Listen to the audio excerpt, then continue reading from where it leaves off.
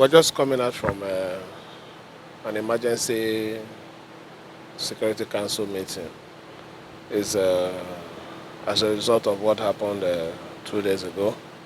It's really, really unfortunate that in our dear state, where we're doing everything to reduce crime rates, a group of miscreants will portray the state as being unsafe. We honestly feel very, very sad over this incident. As a government, we sympathize with the Nigerian police force, especially the family of Officer Bako.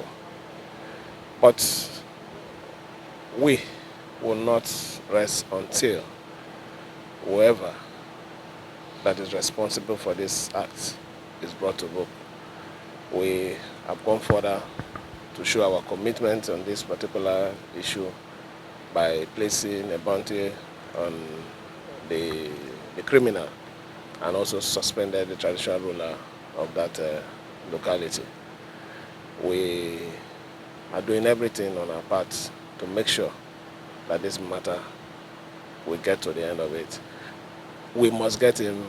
Rivers State will never be a home for criminality.